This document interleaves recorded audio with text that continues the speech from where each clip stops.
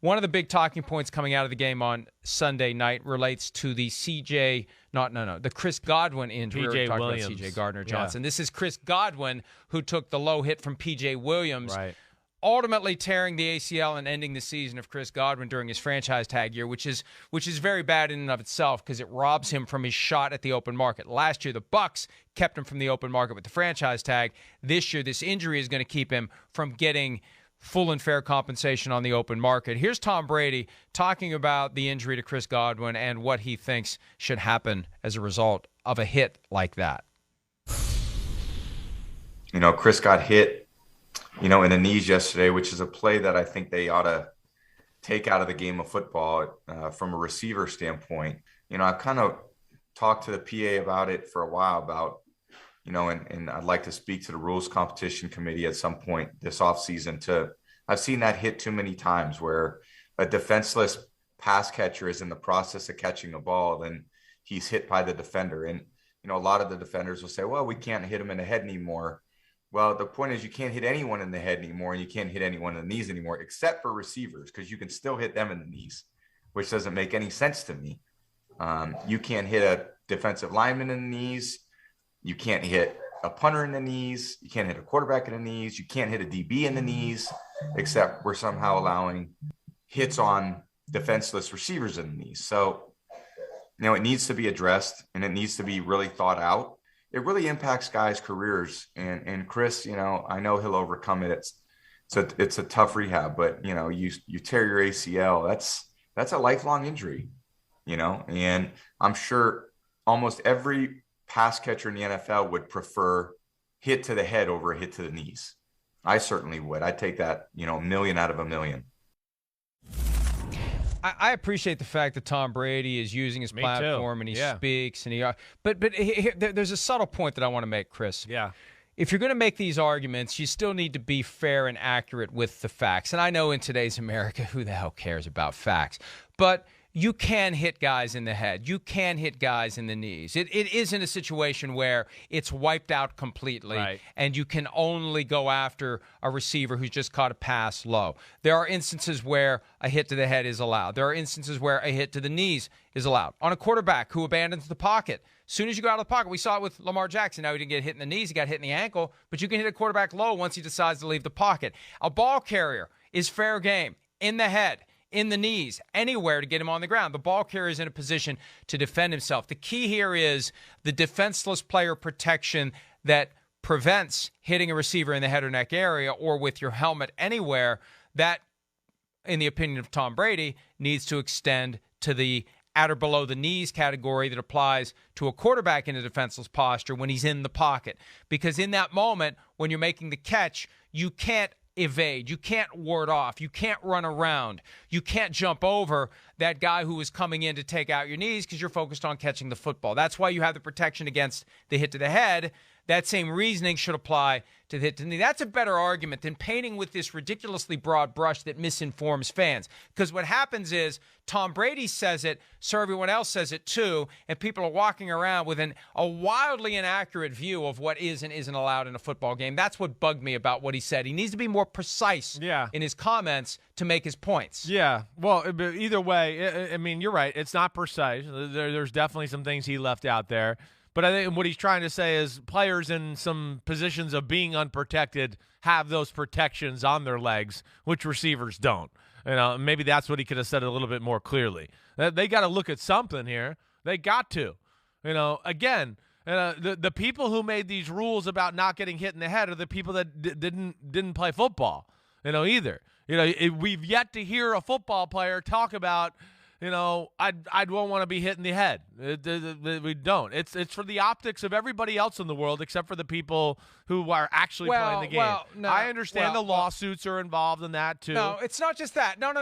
It's a couple of things. First of all, the guys who are playing in their 20s, they're not thinking about their lives in their 60s, 70s, and 80s. For them, that may as well be 500 years into the future. They're thinking about the here and the now. And Larry Fitzgerald on that same Let's Go podcast last night reiterated the point that has been discussed many times. He offered to pay the fines. No doubt. So there you go. Defenders who hit him high. Right, because because you're only thinking, I want to play football. And if my ACL is torn, I may not have cognitive issues later in my life, but it's going to short circuit my football career now. So a football player in his career is always going to choose a concussion over a torn ACL. And this is where the sport has to protect the participants from themselves to a certain extent. I mean, how many guys would go back into a game after getting a concussion? How many guys try to get back onto the field before they're even properly evaluated? Okay. So this is part of the push and pull that we have. Yeah, but it's gone too far, in my opinion. But I agree with your point that, look, you can't just care about the heads of players. Now, it's the concerns about concussions that, and I don't think litigation is an issue at this point because everybody knows the risks and they still sign up. Right. Very rarely do you have a Chris Borland situation where somebody walks away. Right. But it's about encouraging parents to let their kids play the game. I know. To make the game safer that way. But I think they're also starting to realize, Chris, that the safety concern extends to the lower body. Yeah. Because you can get avoidable hits. And I think this is the next step. And we can say it's because they think it's the right thing to do, or we can say it's because they want to play 18 regular season games. Sometimes you get to the right place for the wrong reason. That's and I think one of the like reasons why they're still doing this is they want to get to 18 games. No doubt. That's what it feels like to me. I mean, again, it does. I understand you're right to a degree, right, about, they're protecting themselves or protecting players later down the road. But like you said, I think litigation is out the window now. Everybody knows and has been informed. Period. So, okay, we know what we signed up for. We're big boys. I certainly, like I've told you before, I didn't think me getting blindsided by Julius Peppers or Ray Lewis hitting me was good for my health. I was like, I'm going to keep playing this football because it's good for my health. Julius Peppers smashing me in the ground is good for me. I knew what I signed up for, so that's out the window. And again, where, I guess I look at it too is I have a soft spot, of course, and care for people and players, but it goes back to the, a little bit what we heard Minkah Fitzpatrick saying during the break or anything. Again, hitting is part of the sport. It's part of one of the tools the defense has to intimidate the offensive side of the ball. That's been taken away to a degree, and we've got thousands upon thousands upon thousands upon thousands of ex-players who are cognitive and fine up into their 60s and 70s and 80s. I know we have a small group of people who, yes, it's certainly life has thrown them some bad pitches or some curveballs there, and they have head issues. But again, what I think you talk about, one, I feel bad for defenders. What are they supposed to do? Because, again, you aim for the chest or something like that, and then, but it looks like he turned his shoulder to hit the guy in the chest. But it looks like maybe his head led with that. No, it wasn't.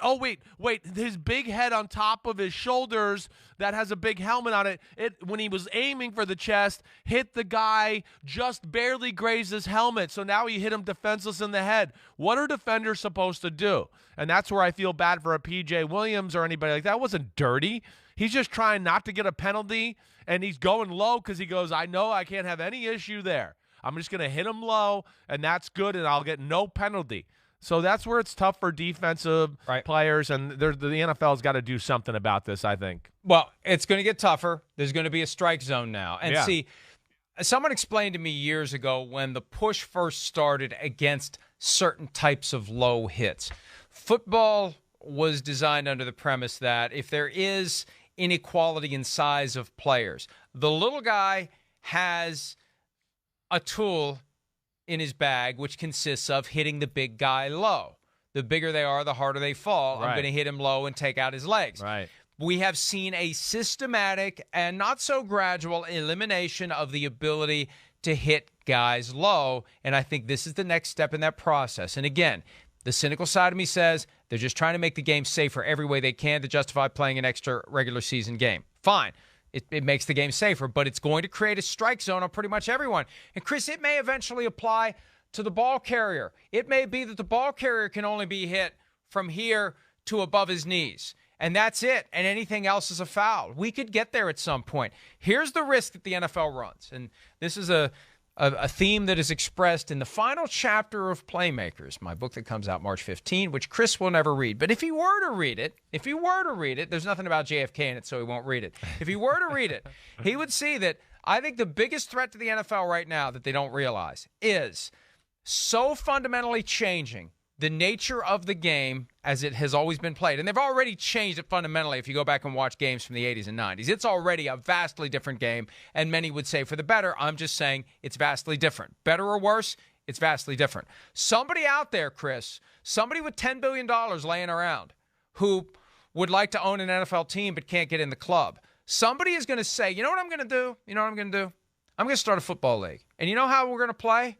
We're going to play the way that they used to play. Yeah. We're going to play the way bar, that the guys want to play. Right. We're going to go out there and we're going to beat the hell out of each other. Hey, anybody who thinks football is brutal has never watched UFC for more than 30 seconds. It may not even take 30 seconds. You watch UFC, the right 30 seconds, it is far more brutal than football. But because it's not nearly as popular, you don't have people saying, oh, my God.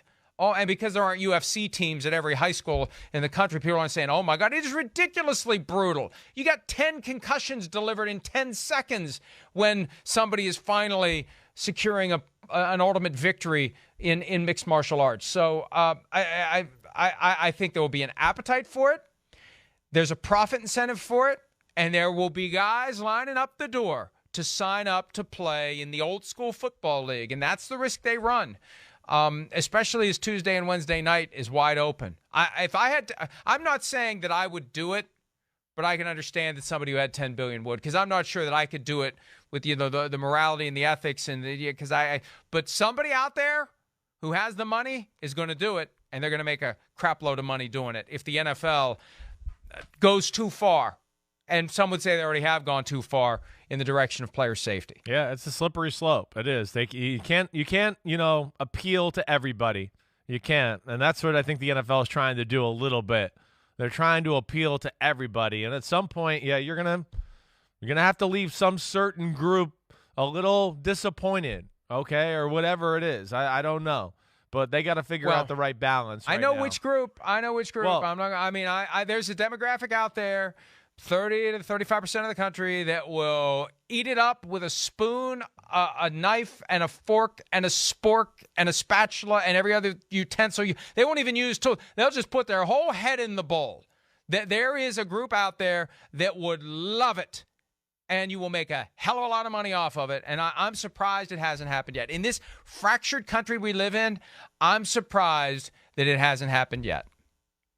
Listen, NFL's king. All right, and again, you're not going to get the high-end players. Money talks. So one of these leagues, they're going to have to come out, and if they want to steal the talented players away, sure. I'm not going to just watch her hitting hard. That's not you gonna will. Be You will. Not you will. to a certain degree. I'm not to a certain degree. No, but listen. But it's not about you. It's not about you. It's about somebody out there who has that bloodlust. The people who watch NASCAR for the crashes. Right? The people who watch hockey for the fights, the people who watch skiing for the wipeouts, those are the people who are going to tune in and they're going to be interested by what may happen here.